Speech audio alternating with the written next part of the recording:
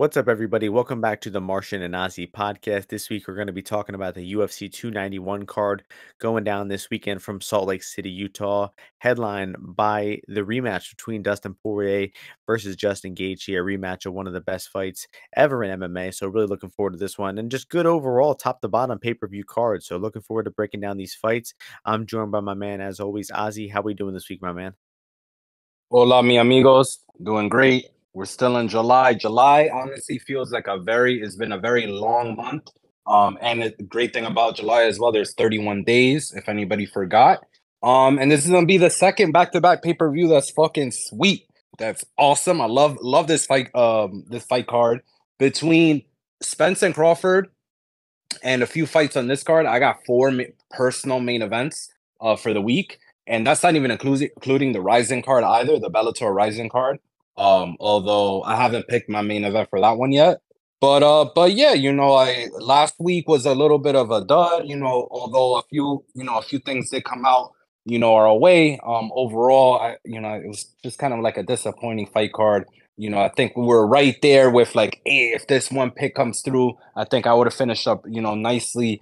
But I think it was mostly leaning on the Aspinall fight going over, and then kind of like Jai Herbert. I think for me, just because I had his money line and some decision line. But overall, it was all right. I like the prelim card. The prelim card was high in terms of results for us. But yeah, what do you think? Or maybe we should just move on because the Brits, they did not show out in full force. Yeah, no, it wasn't a good card. It was a little better for card. I mean, the last time we were in London, I lost a ton of units. This time, only a few. Props were good. I had all GTDs, 3 out of 4 won, but then money lines were all pretty bad.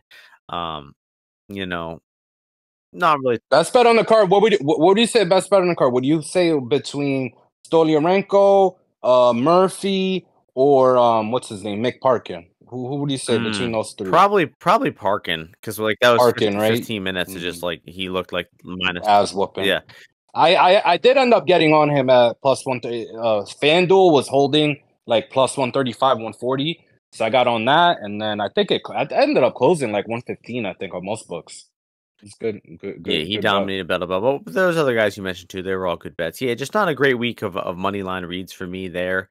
So hope to bounce back here. Don't have anything I'm actually like super duper confident in here. I'd say I told you Danny Roberts was fucking finished, dude. I told you. Yeah, that was a good read there. Yeah, that was a fight where like neither guy was really like a good bet, but it definitely wasn't smart to be laying any type of small juice on Roberts. That was great though. I gotta give props to Danny Roberts. He was taking some shots, but he's done, dude. He's done. It's like he actually fought. Like he went out. Like, he fought. He went out fighting. Which some guys when they're losing, they resort to like this pussy mode of fighting.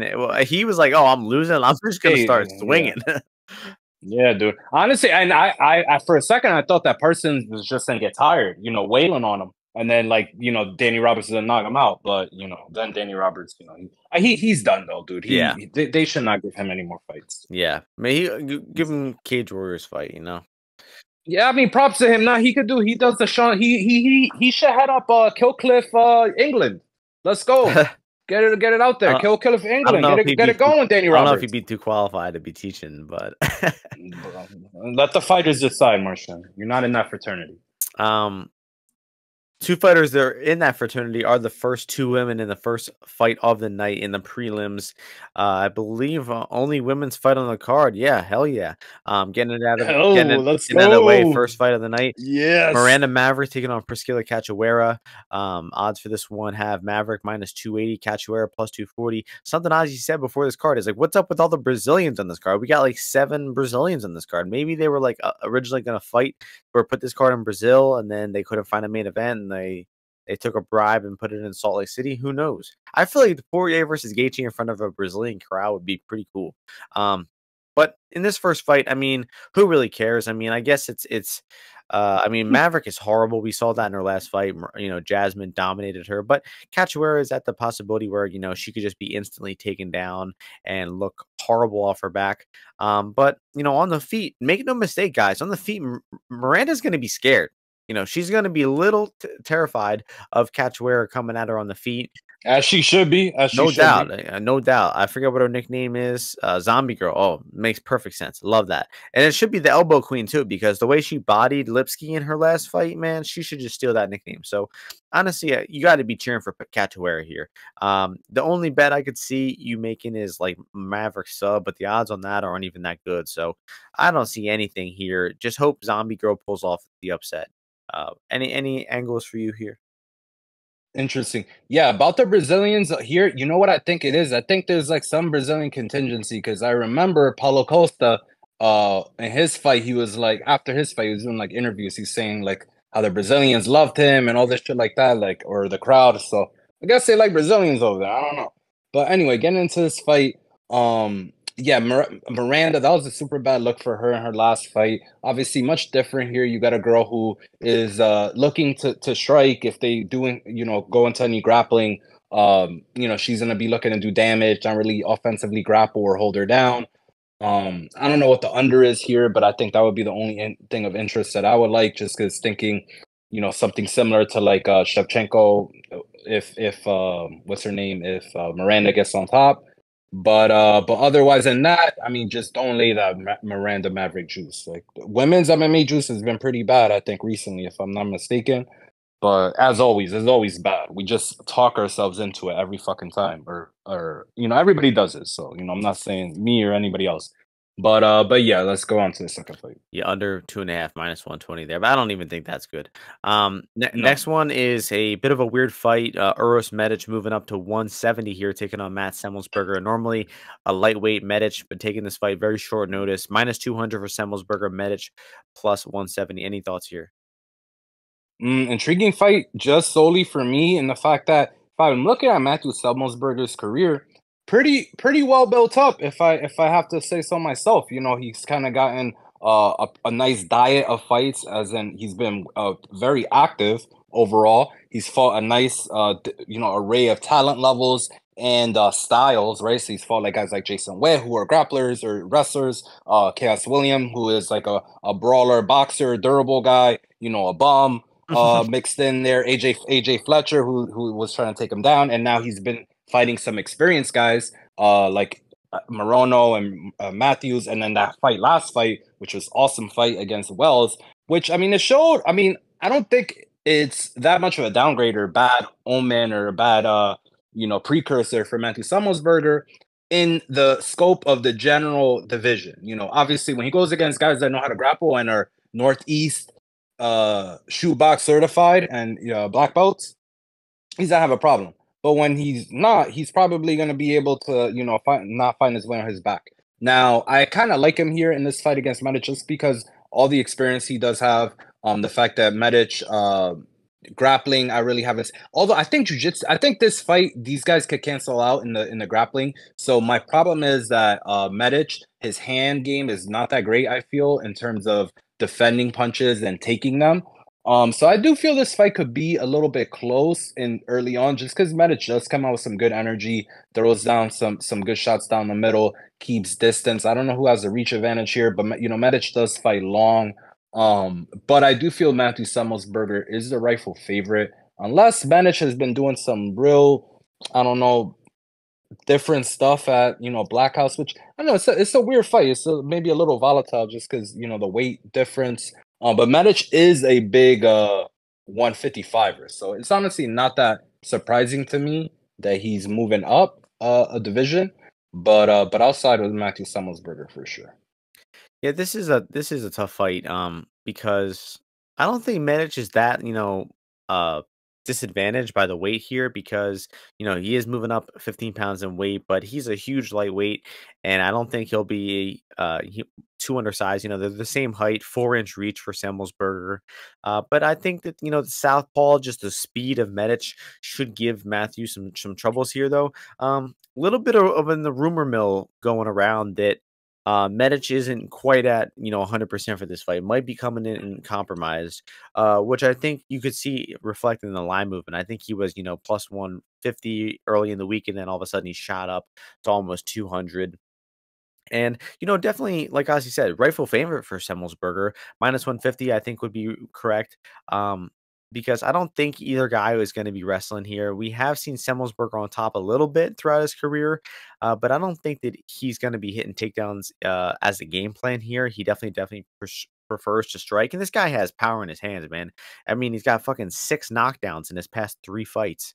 And just he hits really hard. So when this is on the feet, it's going to be volatile, man. I think they're going to be both hitting each other with clean shots.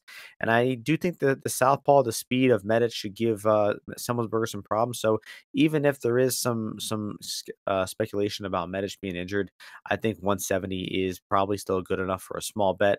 Wouldn't go crazy. Definitely wouldn't go more than a unit. I'll probably end up for like a half unit myself. That's going to move us along to a fight in the flyweight division. CJ Vergara taking on Salvador. In this one, we have Vergara as the favorite, -150, Salvador +130. So Salvador yet to get a UFC win. He did have that victory in the Contender Series where he knocked out Shannon Ross there. Oof, amazing Oh, fight. Don't go watch that, guys. Go watch that one. Epic one. But after seeing like Ross get knocked out so easily in his past 2 fights, it actually makes that fight not look that impressive. But maybe it was Salvador's punches that fully put the nails in the coffin for Shannon Ross's career. But this fight, I think when it's on the feet, it will be really close. I definitely see a pretty clear advantage in the cardio here for CJ Vergara.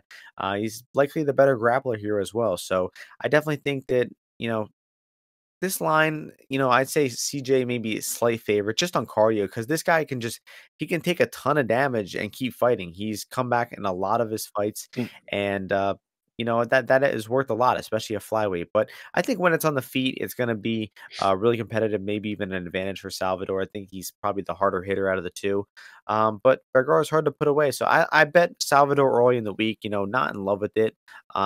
This will likely be a close decision where Vergara definitely has more potential to pull away late. So at this current prices, I probably don't have any advice. Maybe I'll pass it over to Ozzy for more conviction. So we got this 125 fight. I have not consulted my boy Mike's MMA picks. I will do that eventually.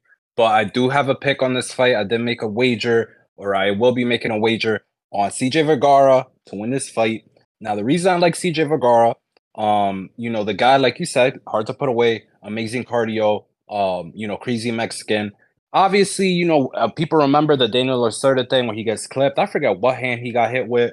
Because, Daniel Lacerda was trying to finish him for sure. And he was running away and all these kinds of things. But I love guys like that because they're doing anything they can to win. Like, this guy wants to win so bad. You saw he's just screaming and yelling after this guy, he's a fighter's fighter. He's a guy that fights for your money.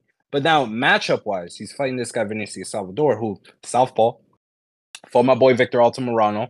Now, Victor was not able to land all that much on Salvador. But what he was able to do is, even with the little power Victor does have, he's better at playing the violin than he is at knocking people out. But he was able to back up Salvador on multiple occasions, where Salvador was then taken down against the fence, or Victor was able to initiate grappling scenarios.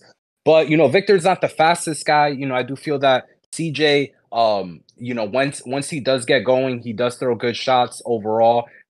He is available to be hit, but I feel volume-wise in any exchanges that he has with Salvador should probably be able to come out ahead at least for the majority of the fight, as long as he gets out of the early on when Salvador is a little bit quicker. And then we're at altitude, and I don't feel that Salvador has good cardio. He struggles with the weight cut, and yeah, so I don't want to pick a prop because I feel that CJ could finish him, or this could go to a decision. So, but I'm comfortable at anything under -150 to go with CJ Vergara here in Salt Lake City. All right, that'll move us along to the next fight in the welterweight division. Jake Matthews taking on Darius Flowers, making his UFC debut here. Matthews is the favorite, -256. Flowers +216. Pass it right back to you, Ozzy. Any thoughts on this one? 170 fight here. We got Jake Matthews, who he was able to successfully avoid Jeremiah Wells, and God bless his soul. But they're sending Darius Flowers here to do the job. And I think my brother Darius Flowers might still be able to do the job. I think Darius Flowers is a Chicago guy. So What do you think? How does Chicago stack up with Philly, Martian? What do you say? Philly. Why is Philly, yeah. why is Jake Matthews Philly? Because I'm just comparing Darius Flowers and Jamar Wells. Oh, I see. But they didn't fight, did Well, they? Jake Matthews is supposed to fight him like two I different see, I times. see. Well, they're pretty comparable places. I think Philly is obviously better, but especially Okay. Anyway, MMA wise, yeah. okay, perfect. Anyway, so yeah, so this fight I actually like Darius Flowers a little bit, not a crazy big amount, just because the guy he has a hard time making 170. I don't know about his cardio. Jake Matthews, for all things that he has, like the best thing he has is a lot of experience, a lot of rounds in the UFC cage. So even if he's losing like a fight to Darius Flowers early, I don't know if Darius Flowers can freaking pace himself. And then that being said as well, I do think that eventually Darius is gonna look to grapple, gonna look to take Jake Matthews. It's just a style of how this guy fights. Like he just throws haymakers and then they're gonna end up in a 50-50 clinch or position or something like that. And I do feel Jake Matthews could submit this guy. So the line's coming down. I don't think there's that much value on Darius Flowers. Once you're kind of getting a little, close to that 200 number, I think it'd be a good fight to gamble on maybe a little bit. Maybe we take a little bit of the over just because I do think Darius will have some early success. And then I think that Matthews' prime way to finish is the submission, but they have that, really, really low price. But I never trust, it's never Jake Matthews for me. So it will be over or nothing here for me. I think I will probably pass unless the over improves a little bit and it's no juice. Yeah, this guy's weird, man. Flowers, like he's fought his last fight was at 170. His fight before that was at 185. He was scheduled to fight Eric Gonzalez and he was planning to move down to 155. And now he's bouncing back up to 170. So it's like this dude he's just bouncing all over the place, honestly. And his past, few fights, they're really quick finishes in the first round. He really hasn't, had too many fights that you can really look at and compare to Jake Matthews here.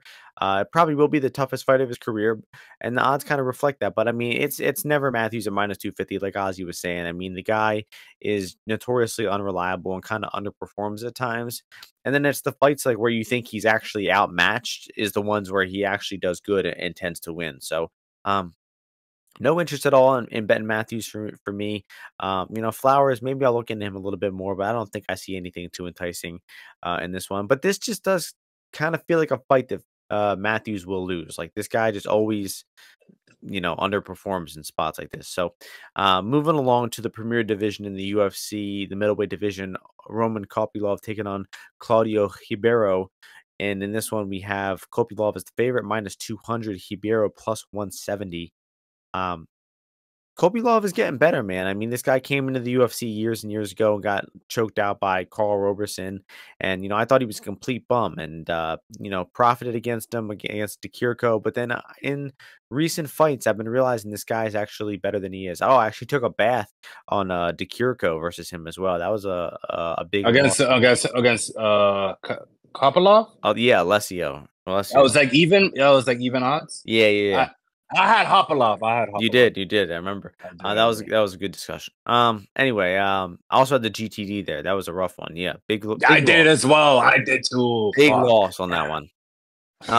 But yeah, I mean, this guy he's weird because he's a quick southpaw striker. I really like his striking style. Got a pretty unique striking style. Like not many guys are throwing strikes like this guy does on the feet. A lot of good combinations, a lot of good kicks, fights on the outside pretty well, uses his length.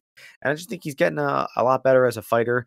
His cardio is one of those weird guys where he looks like he is gassing out, but then he somehow comes back and throws, some darting combination that ends up hurting you. So he's young still. He's, only 32, but in fight years, only 12 fights for this guy, right? Only 2 losses. And I just think that we're actually seeing him get better. And I think that this is a spot where we'll continue to see that because Ribeiro, on the other hand, I've been pretty skeptical of this guy. Bet against him in both of his fights so far, and I just don't think he's really any good. The Holmes fight, I guess, was a slight improvement, but that is also Joseph Holmes we're dealing with, and it's just such a different fight. That fight was in the big cage. He did do good in the big cage there for his first time, but I just think that a Holman style of, being very fleet of foot, throwing these combinations. I think that he's going to be outstriking and being much quicker than Ribeiro on the feet here. So Ribeiro's going to hit takedowns, and he's got to hit takedowns if he wants to win. And I don't really trust his wrestling enough to do so. So I'll be going with Kopylov here. The price, I actually think is, probably in the territory of value. I think I should bring, Kopylov a little bit bigger of a favorite here. So what about you? Yeah, I like this Russian here, Roman Kopylov. I think this guy just got good skills overall. I think I underrated him a little bit.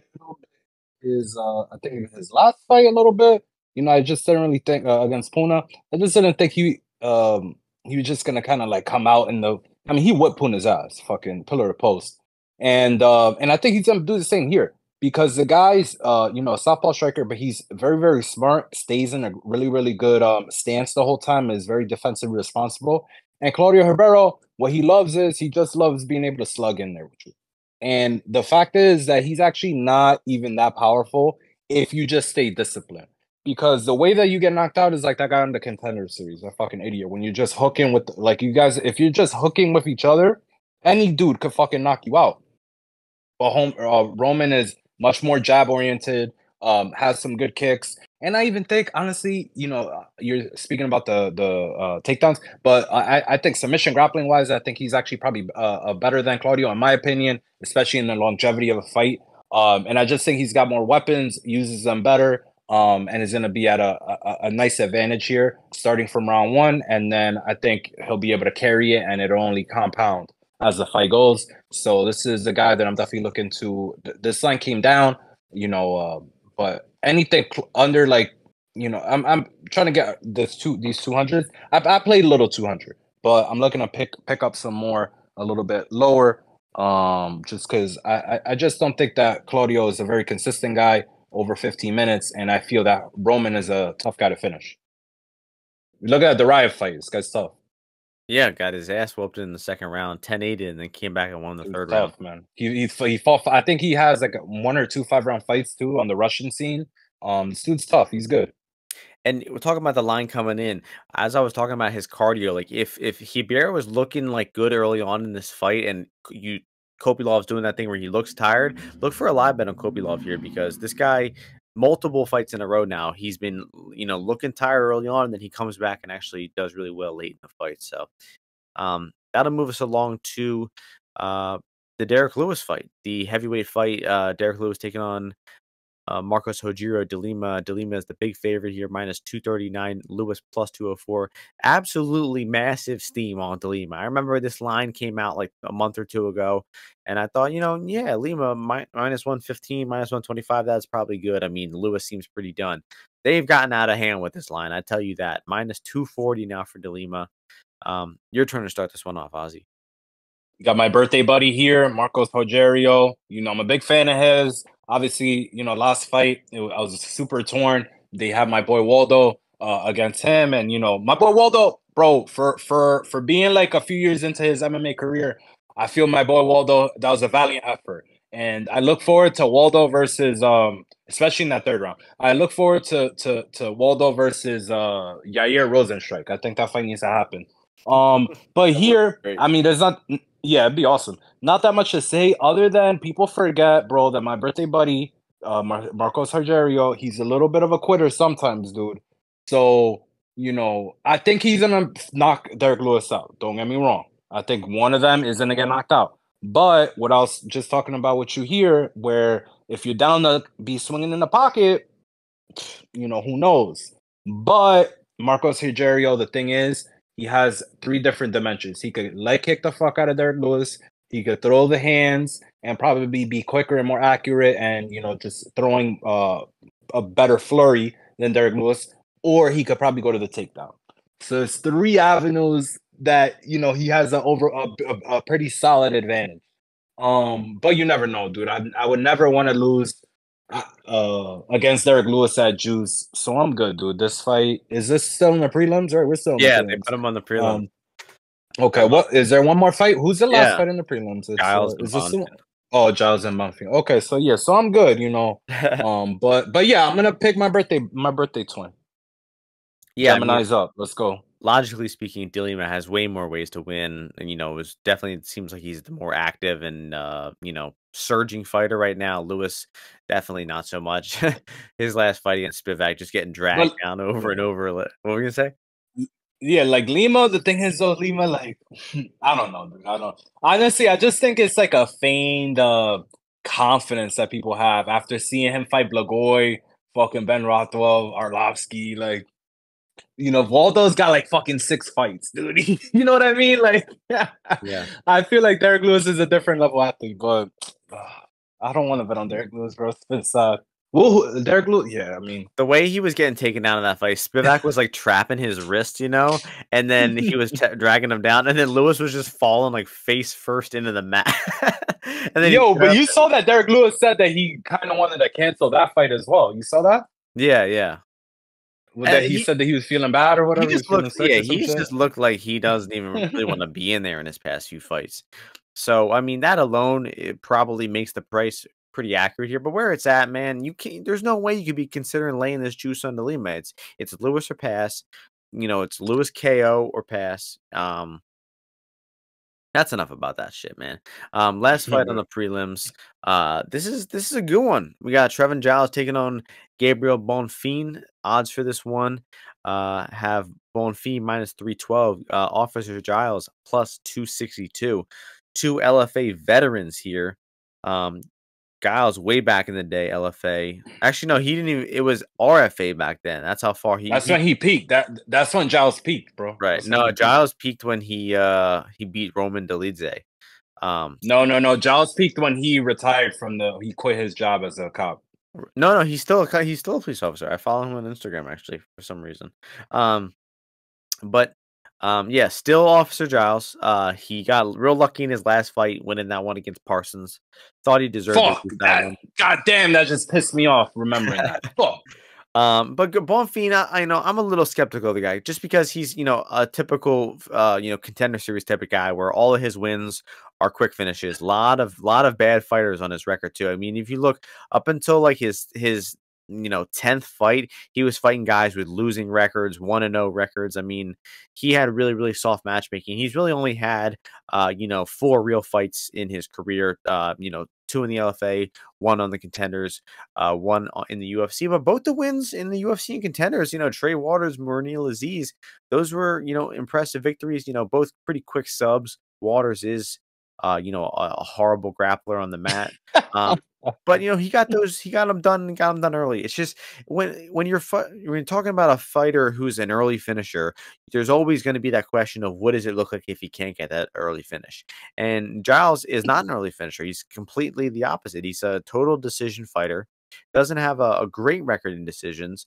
But he's way more experienced. I think we have a way better idea of where he's at in his career as a fighter. I think he's probably the slightly better striker. It's just he does get susceptible to being choked out at times. A couple times he's been choked Is that all? he gets dropped with punches and he has his issues. But the thing is, guys, you're getting him at plus 260, and I do think that the price is good enough to warrant a small bet on Giles. Likely a donation. Don't go too heavy on it because it's basically a donation to your local police department. So however much money you'd be comfortable donating to your local police department, put it on Trevin Giles and maybe make 2.7 times your money this weekend. So wow. All right, multiply that. Yeah, so Trevin Giles, I don't think he's gonna win this fight. Obviously, like you said, Trevin Giles got good experience. Like I say, I thought he peaked in LFA. He had like a few 5-round fights in there. When he came into UFC, honestly, he kicked some dude's ass super bad, and then he fucked up a dude that I liked, Braga Neto, because Braga Neto was a cool gi guy, and I was like, oh, I was pumped for Braga Neto, and he got demolished by Trevin Giles. But then it was the Trevin Giles that we know now, the untrustworthy. The thing is though, you call him a decision guy, but the issue is that the guy at 170, I just don't think he's got a chin. I don't think he has a chin. I don't think he could go to decisions often. And he's going to get caught in something. Or somebody's going to get caught. So right now, I have not played it yet because it's like, what's the point? I don't really think it's going to move. But I think this fight is going under 1.5. Because Trevin Giles, bro, he got to make some shit happen. He got dropped in that Preston Person fight. But the thing is, Gabriel-Bonfim, he's Preston Parson's a better wrestler, but Bonfim on the ground, I think he's a much more detail-oriented. So I feel if it does go to the ground, I feel he will be able to lock up something on Trevin Giles. Maybe he can knock him out, or maybe Trevin can knock him out. But they're going to get busy. I'm leaning towards under 1.5. What is the odds on that? It's -145. Yeah, I see that. I mean, if he loses, it's very, very likely going to be under 1.5. So I feel like they're gonna get busy. You know, Giles got some skills, but the thing is, I don't feel that he's gonna hold frame long enough for his experience to play the role that he needs it to. That is a good point. Very good point. He doesn't really do too well when the fight starts getting a little rough in there. He likes it nice and clean. Does have a win over the legend James Krause though. Moving on to the pay-per-view main card, 5-fight main card. Really entertaining. I really think that they booked this one well. I think top to bottom, it's enthralling, entertaining matchups. Only one big favorite. A lot of closely lined fights. So not entertaining enough for Dana White. The fuckers in Italy, cocksucker. Oh yeah, Joe Rogan was in Greece too. I wonder if he's back. I'm the only one. One of my buddies just came back from Italy. What the fuck am I doing? What am I doing? I'm talking to Martian MMA on fucking about UFC 289 or whatever the fuck. But let's go. Main card, let's go. New York City has Europe like in it. You don't even need to go in it. I am in Europe. Yeah. You're right, brother. Starting off welterweight division, Michael Chiesa taking on Kevin Holland. Former lightweight versus former middleweight here. Odds for this one have Kevin Holland as the -145 favorite, Michael Chiesa +125 underdog. Your turn to start it off on this first fight on the main card. First fight on the main card, Michael Chiesa. I feel like I like Michael Chiesa. He's I like grapplers, little gangly dudes, and I always remember his stint on Tough Live. Tough Live was actually super cool, but apparently, like the production, like it's just too much logistics. They can't do it again. But when they did it, it was super cool. And I actually think Five Diamonds back in the day, Tony R.I.P., they would actually put up fight odds for like the fight, and as you would like find out about it, it was pretty cool. But so yeah, he won that. He's a great grappler, go gadget arms, underrated wrestler, but knows the scrambles, knows the no-gi jiu-jitsu. He doesn't know the shoot box, but he knows the no-gi jiu-jitsu. So he's good, sets a good pace, knows the positions that you want to hustle to, that you want to get to, that you want to control, that make that work for his attributes as well. So he's just a well-versed grappler. Now, Kevin Holland is well-versed at giving up those positions that guys like that Michael Chiesa thrive within. Okay, so it's just a fact. And Michael Chiesa's skill set is just like, I'm not saying it's like it's more like Chimaev's than it is Derek Brunson's. If you will, listeners of the Martian and Ozzy podcast. So you would think, the odds when you're looking at him, you're like, I got Michael Chiesa at dog odds. The guy's gone 5 rounds before. He's a natural welterweight now. He's a southpaw. He hasn't fought in a while. This is probably like a good matchup for him. He's fought a guy like this before. Everything points to Michael Chiesa, but he's a flake. The motherfucker be flaking sometimes. But I have to play him at dog odds, here. Now, on top of that, some of my guys say that they really like the decision line. I'm not as enthusiastic on that. But I'm gonna just play his money line now. Just to talk about Kevin Holland, obviously these guys got big power in the hands. But I think the biggest reason that I like the matchup as well for Michael Chiesa, not thinking about the background, is more so like knowing the weight cut of Kevin Holland going down to 170 here. I really do think it does deplete him. And I do think that he was cutting down to this weight, or not cutting down to this weight, for a reason. There's just some guys, they just don't respond well to the weight cut, bro. They don't respond well to the weight cut. Their body doesn't respond well to the shift in diet. I know for one, that shit when they say like these guys like their insides, like they'll have like inflammation, or their stomach will be bad. It's true, dude. When you're cutting weight, when you're trying to do all these kinds of things, cutting out carbs, working out all the time, depleting yourself, you feel like shit. And I feel Kevin Holland, he really doesn't like this weight cut. I feel like he's going to be too weak in the clinch in those underhook positions that he gives up to Michael Chiesa. And he's going to be stuck on his back. And I do think that Michael Chiesa, he locks up like a body triangle at some point and starts wailing away ground and pound looking for a renege. That's why I'm not really as enthusiastic about the decision line. But I will pick Michael Chiesa to win this fight. That was a very astute breakdown. Some of your best work. I completely agree with everything there. You know, not even too much more to add. I'm on Chiesa as well, 1.75 units. I really think it would be even more if we really had a good idea of where Chiesa was at now. You know, I do think there is a little bit of skepticism on where this guy is going with his career. You know, he's working the analyst job now, hasn't fought in a year and 8 months. You know, long layoff for Maverick here. And he also has lost fights that he should have won before. Vicente Luque, in retrospect, you know, this guy's been on the decline in the recent years, has always not done too well against wrestlers. And, you know, that fight really should have been Michael Chiesa's fight, and then he got choked out in the first round there. So that's why you can't go, you know, the full. I really think that, you know, this would be like a 3-unit bet or more if we could fully trust Chiesa. But because there's a little bit of skepticism about where he's at, I'll reduce the risk a little bit. But I still got to have a considerable wager on him just because the matchup is so clearly in his favor if he shows up in top form. So let's hope Chiesa can wrestle. Hope he can make it look like the Magny fight. And, you know, hope Holland lays on his back, you know, slapping him. Freaking Cowboy Oliveira had, like, basically Kevin Holland's back at the end of a round. Yeah. He won the first round. Yeah, he won the first round. I know, right. But, I mean, there is a part of me, though, that definitely sees, like, Kevin Holland just, like, landing a left hook on this guy's chin and him dropping it. So, yeah. I'm not trying to go too big. Yeah. I am fucking Tim Means took him down a few times as well. So I mean, he's just Holland's the same fighter, the same fighter he was 5-10 fights ago. Man, I really don't think this guy is really improving. And I think look, he had Terrence McKinney. He had Terrence McKinney training with him, right? You remember Terrence was like, "Yo, I'm training with Kevin now," and then look what happened. The same shit happened to Terrence. Great vibes. That's good. That's good to know. We're moving along to the lightweight division. Tony Ferguson taking on Bobby Green here. Bobby Green, big favorite, -400. Tony Ferguson +300. So I like the matchmaking person. You know why? Because I like Bobby Green, and I am interested in seeing the demise of Tony Ferguson. I've really been enjoying watching him fall off this cliff and just lose fights decisively, take a ton of damage, get knocked unconscious. I've really been enjoying it.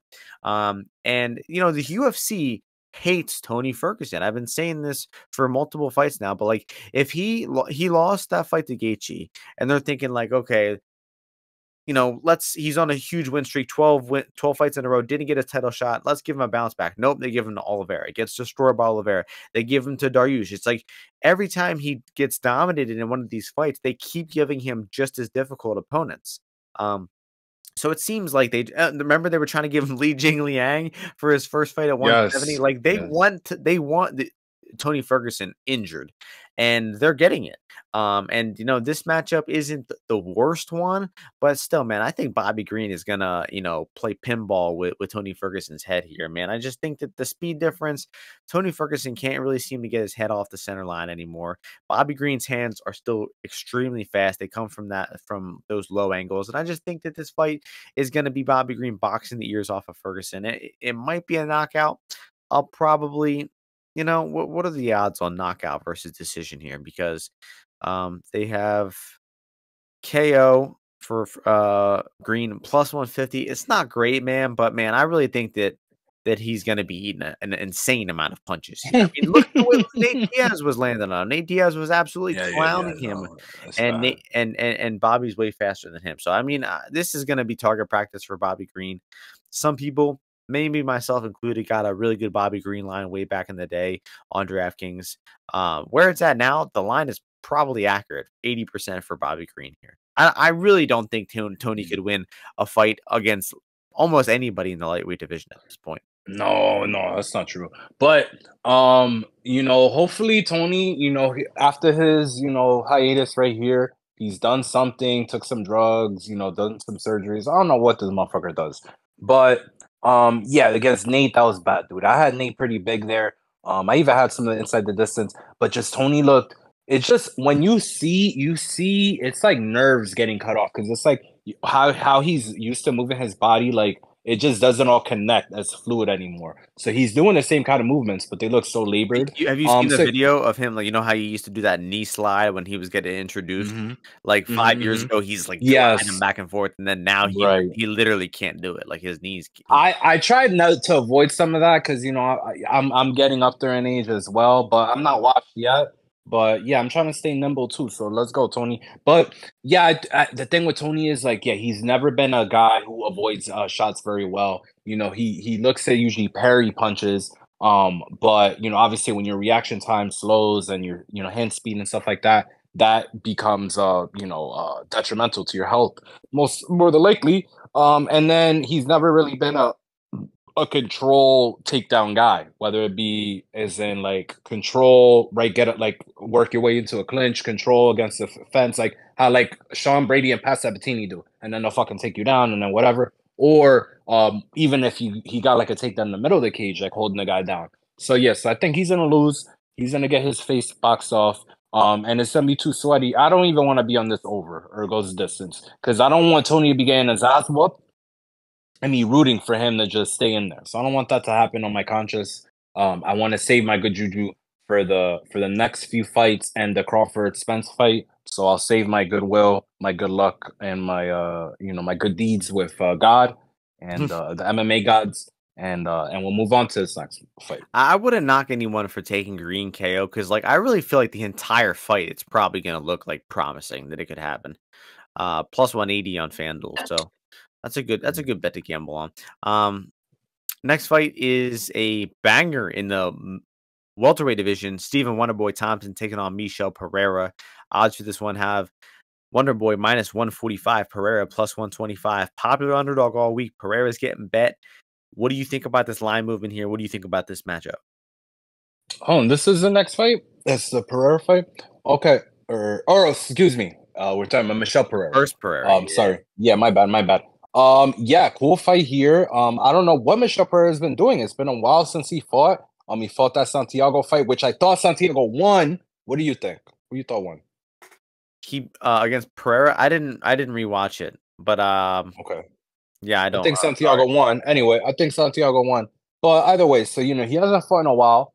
But the guy, what I will say is, if you look at a lot of his fights, a lot of his offense comes from body strikes, right? Just throwing like front kicks to the body, jab to the body, kicks to the body, all this bullshit, and then some leg kicks and stuff like that. But honestly, his range striking is not that good. He's not really that consistent with it. So I don't really know what his strategy is going to be in this fight. Now, that being said, similar to what I said about Matthew Semelsberger, this motherfucker as well has fought, a nice diet of fighters. But he ain't fought a Stephen Wonderboy Thompson, let me tell you. And Stephen Wonderboy Thompson will win this fight. He will be victorious. He's gonna kickbox the fuck out of Michel Pereira. These guys saying, "Hey, Michel Pereira, he's gonna do this double leg and he's gonna hold this guy down and this and that." Not happening, bro. Just like I was telling you with some of these other fights. I forgot which fight I was saying. It's just not gonna happen, dude. Because Michelle, he'll go for a takedown, dude, but he's not disciplined at all with anything he ever does. The guy, does backflips when guys are prone in front of him. He throws illegal knees when he's fighting guys. He loses rounds to Andre Fiallo. And I mean, he was gassed against Nico Price as well. Won a split decision against Chaos Williams. Now, that being said, look, Stephen Wonderboy Thompson, he's old. He's 40, right? Sometimes he has a grappling hole, right? If you really pursue, I mean, he has a grappling hole. But the guy knows his hair. He's always working on it. He's so unorthodox. I've just seen this tale before. You get these Brazilian guys, they think this master striker, like this guy's gonna come out, not rip this guy's head off, this, and that. Bro, when you get in front of this guy, it's different. And I just think it's a favorable money line price because I don't think that this guy could grapple Stephen Thompson. Honestly, I really don't. And then on the feet, if he's not I don't think his hands are quick enough to land, a punch, like solid strikes consistently. Yeah, he can land a punch like a solid strike. But I just favor Wonder Boy over a 3-round fight at altitude with his kickboxing, and being able to outsmart, outwit, and outstrike Michel Pereira for 3 rounds. So I got Wonder Boy Thompson, anything under minus 150. I agree. I agree once again. A lot of good points there. I mean, you do have to be concerned with someone at the age of what is he, 39 or 40? And there is some statistic that the fighters with a 10-year younger age gap are winning like at a really, really high rate this year, like 90% or something like that. Yeah. Small sample size. Michelle is a 93 guy, so I'm going against that, and it hurt me. It Hard to really does believe. hurt Hard to me. believe he's only Hard to believe. 29. He's only 29. Yes. But Yeah. yeah, I mean, just a Insane. lot of good points there by Ozzy. I just think that this fight, if it's, I think it's going to stay on the feet most of the time. And a lot of people seem to be mentioning the wrestling of Pereira, but man, the guys who have wrestled Wonder Boy are, you know, elite fighters that are really good at taking guys down and controlling them, being Gilbert Burns and Bilal Muhammad. And then the guys that he's, beaten recently, just his three most recent wins, Luke, Neal, Holland. I mean, I really feel like those guys are all kind of around the same tier as Pereira, if not a little better.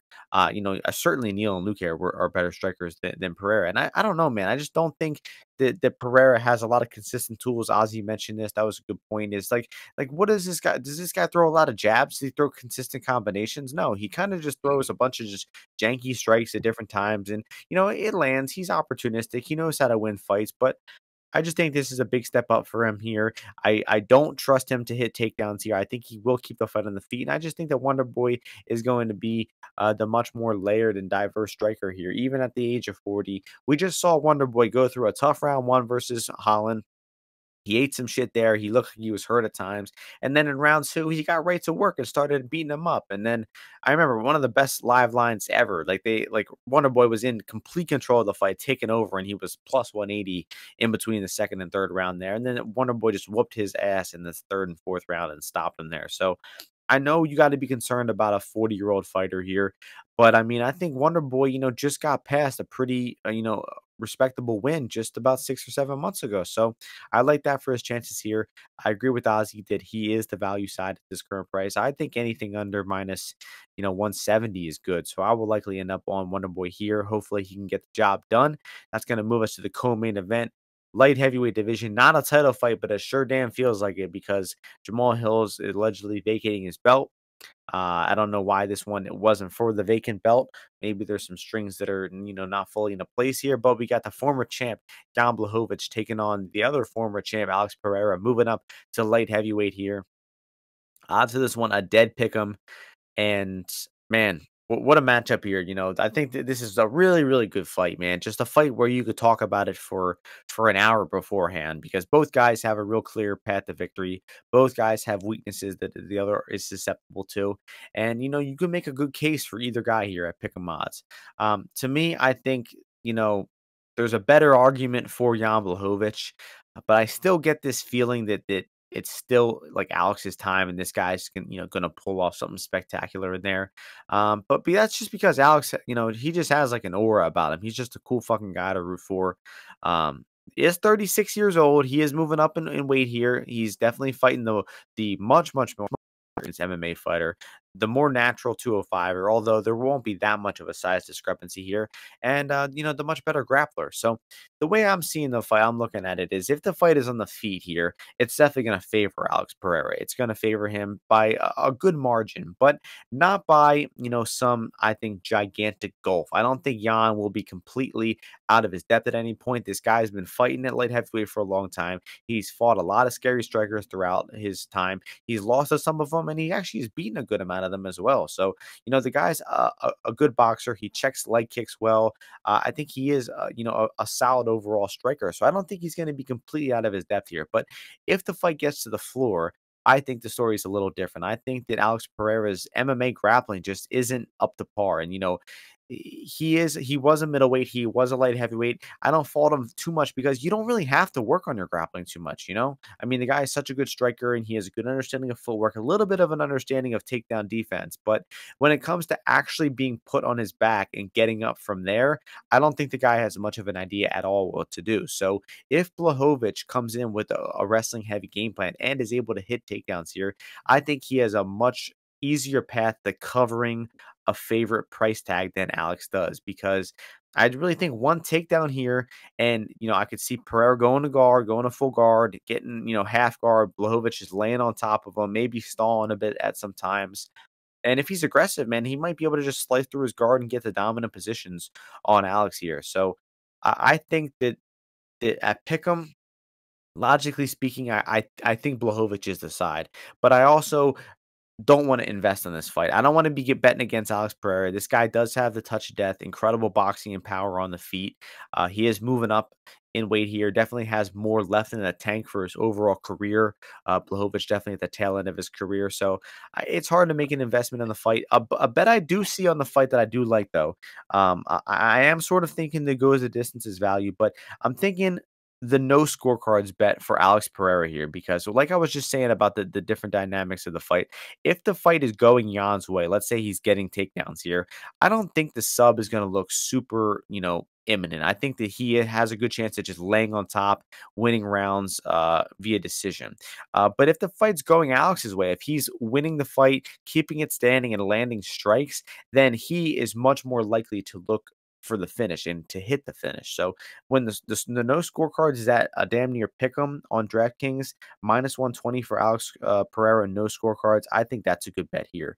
I just think he's more likely to finish out of the two. So passing it over to Ozzy here. I'd like to hear your thoughts about it. Well, yeah, so we got this fight, 205, two kickboxers naturally.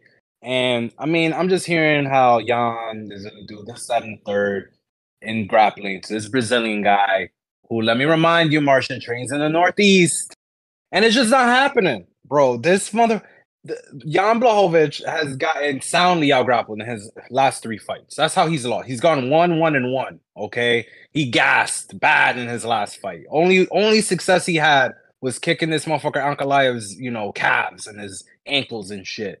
And you know who doesn't mind that? A motherfucker who's made out of mahogany. Okay, and that's Alex Pereira, heard by the GOAT, Joe Rogan himself. He told me that, all right, personally, and we talk all the time. And so we have Polish power against mahogany, and mahogany is just gonna win out because at altitude or just at range between these two guys, Jan, yeah, he's crafty.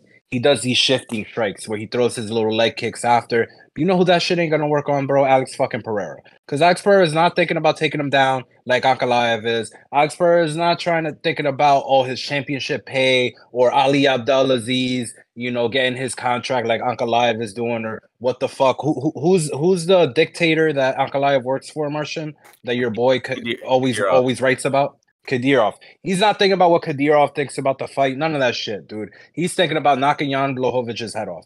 And Jan is not going to be able to grapple this guy and hold him down for 15 minutes.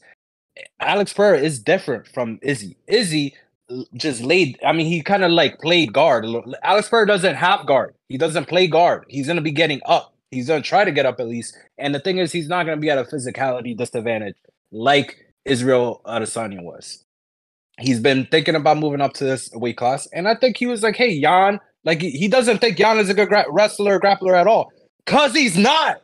He almost got can opener by freaking Glover Teixeira. He was folding his neck in, and he got a surgery after that, and then he was plus 250 against Rakic, and people are like, he's done, he's cooked, and he wins that fight, and then he kicks the guy in the calves for 2 rounds in the end, gets a draw. And now people are like, yo, he's going to grapple fuck a guy. It's not happening, dude. So I got Alex Pereira. I got him at a little bit at +105. I like him to knock Jan Blachowicz's head off at some point. Because I just feel that, like I said, when it's at range, when they're settled in and they're actually throwing hands, I do think Alex Pereira has a much superior, punches. If you see some of these blitzes Jan comes in with, look at how he got knocked out by Thiago Santos, man. That's the shit. He still does that. He does that all the time. And another factor I will mention that people don't say is against Izzy, that was in a small cage. That was the night of the Stipe versus Ngannou fight. And that was the same night. And it was a small cage. And obviously he did get Izzy down, didn't need the cage all the time. Yeah, it was. Sure about that? Yes. 100%. It was in a small cage. It was in the Apex, bro. It was right after the Paulo Costa fight. The Paulo Costa fight was in Abu Dhabi, and then that one was in March. That does seem to be true.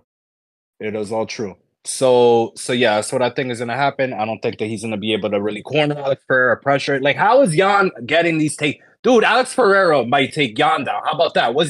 How's Jan looks off his back? Ask fucking Patrick Cummings or whoever the fuck that was. Stand up though. Corey Anderson. Ask Corey Anderson what he looked like.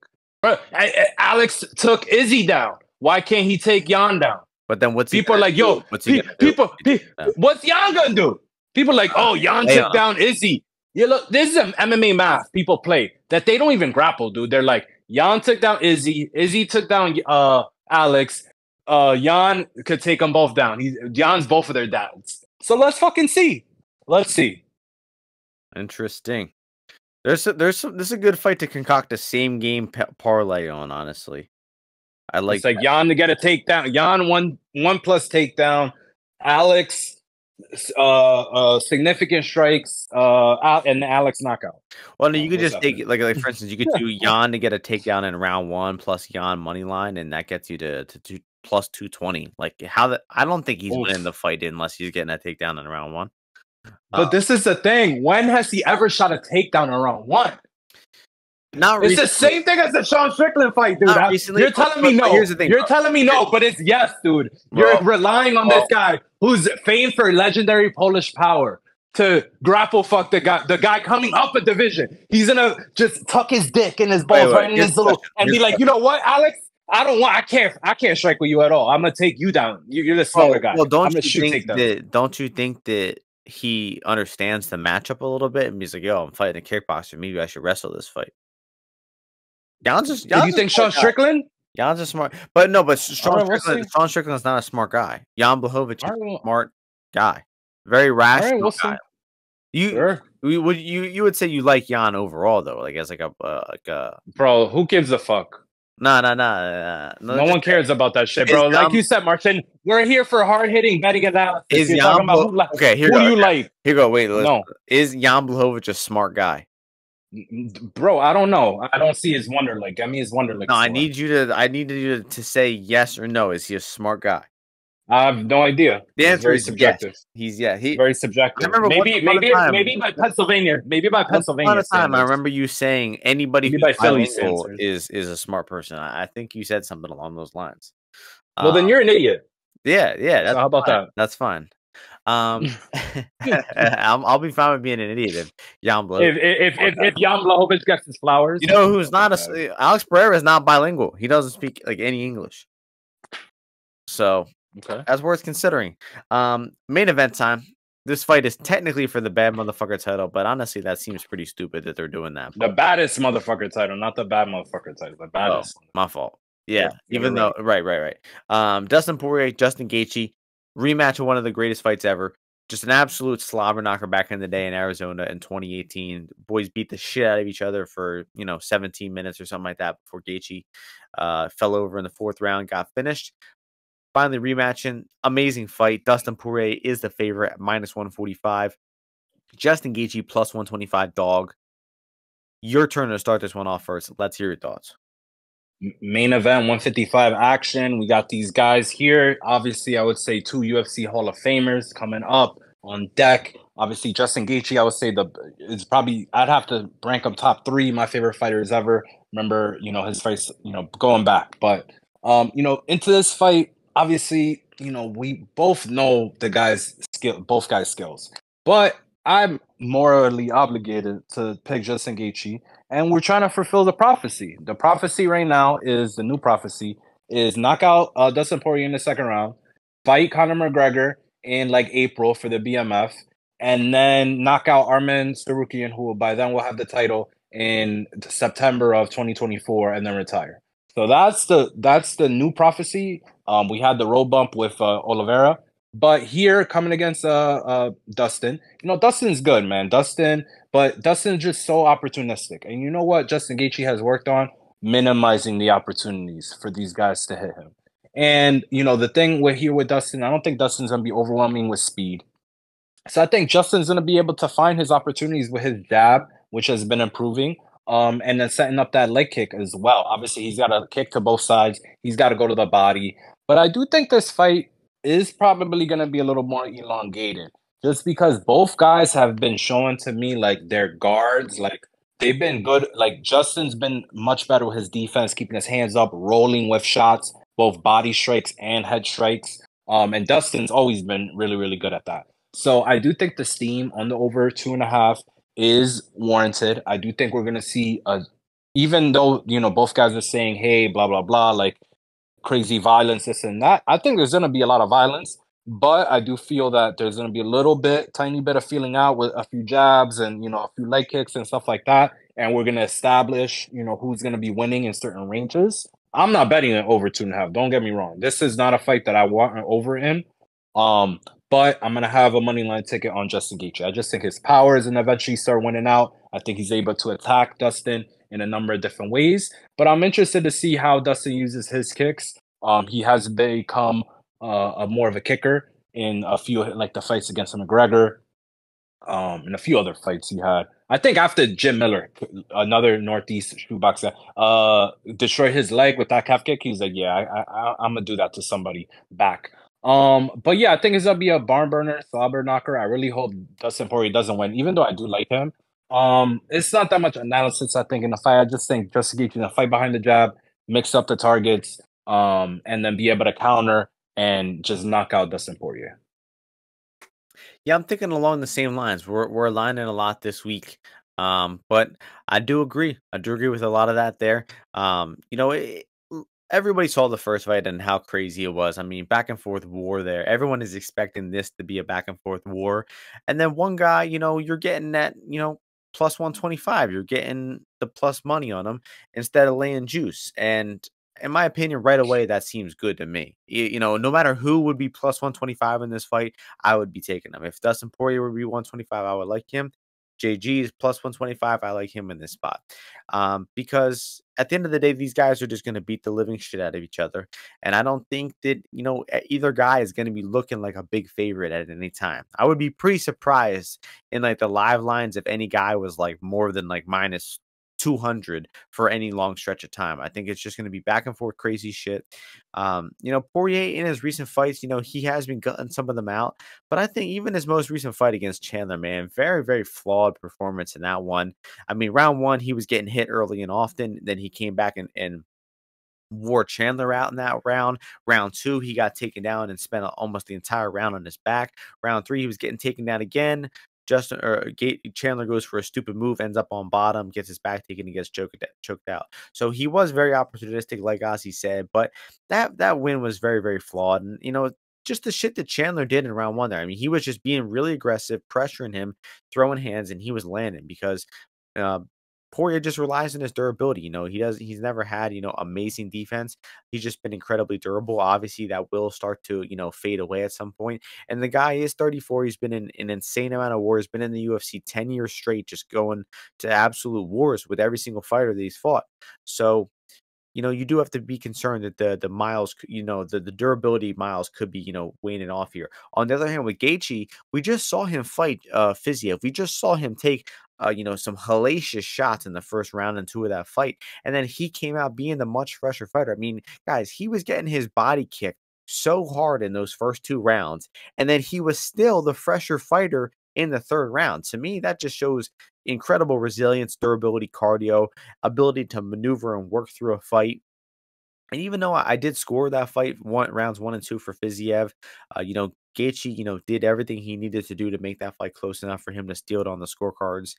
And, he was definitely the fresher fighter in the third round there. So I think, to me, I'm just a little bit more confident in Gaethje's durability and his cardio. Even though Dustin Poirier is a notoriously amazing durability and cardio fighter, I just think I've seen it a little more recently from Justin Gaethje here.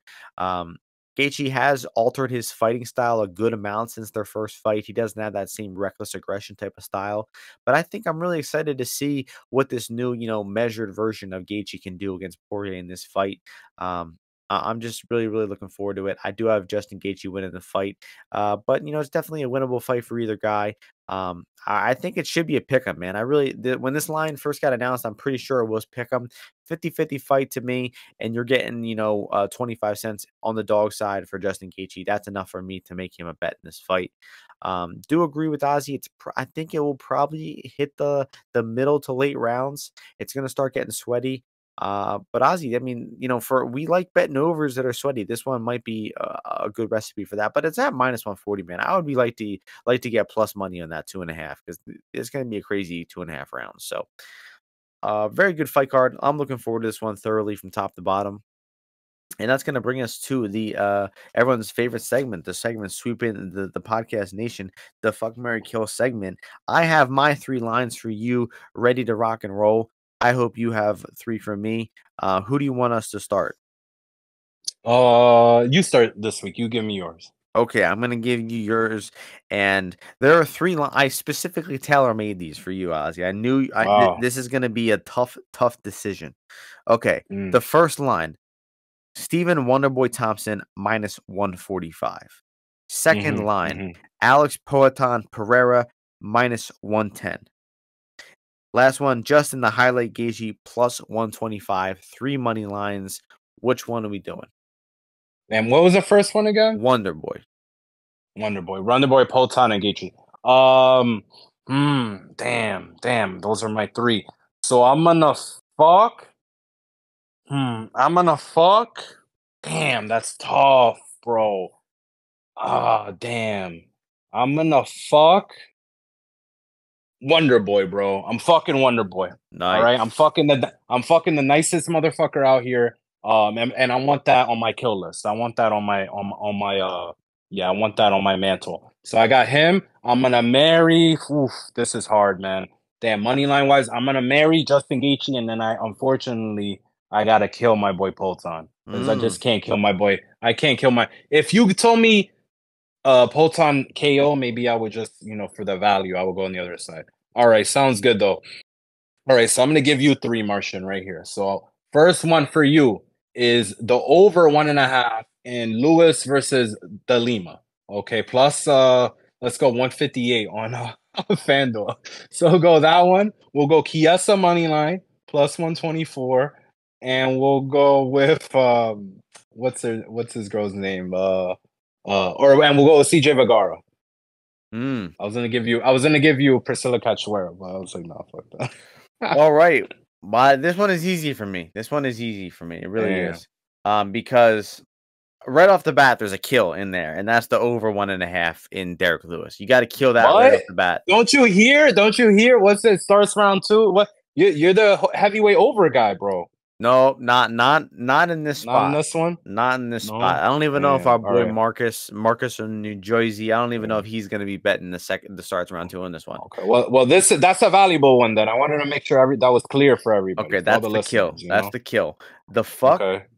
The small investment. I'll do CJ Vergara because the cardio advantage there is very significant, and you made some good points about him. I'll fuck CJ Vergara, nice small guy to fuck, and then we'll have Michael Chiesa as the marry because he is the Maverick. You got to marry the Maverick, and he is the biggest bet I have of the card. So they got to do that one there. So yeah, nice. That's gonna do it, Ozzy. So we got, and then we got to mention the last few fights of the weekend. Obviously, the biggest fight in boxing of the year, probably the biggest fight in the decade of boxing. Errol Spence versus Terrence Crawford. Who you got in that one, and what is the method of victory? I got Terrence Crawford to win this fight. I've been riding or dying on my boy. And I either think Crawford by decision or, maybe in those like 10th, 11th, 12th rounds, they just start scrapping hard and he gets a knockout. But I am very confident in my boy Bud Crawford. I am as well. I would say I'm feeling good about Crawford. I wouldn't say very confident. I do think it will be a decision. And he better win these rounds damn clear because if it's anywhere close, I really think they're going to give this fight a draw and they're gonna do the rematch. Obviously, that's the very lucrative option. Draw 60. They could do a rematch regardless though. So if either of them, they both got a rematch clause. Yeah. So yeah, I will go with Terrence Crawford to get it done there. Decision 8 rounds to 4. Any Bellator things that stand out that you want to mention? Obviously, we both got Sleepy Tullo, Danny Sleepy Tullo. And other than that, I don't got anything else. Yeah, me neither. I'll go Koreshkov, just as a lean there. I don't know why. Yeah, that's one fight that I still need to look at a little bit more, but yeah, I don't have anything that Great fights in Bellator. There's Cage Warriors, there's LFA, there's boxing. Just a big weekend in combat sports, and we followed another weekend too. Got another UFC card. Jake Paul versus Nate Diaz coming up. We just got a lot of good fights going on. So thank you all for listening. Hope you all enjoy the fights this weekend. Win some bets, and we'll see you all before the next UFC card next week. Peace out, everyone.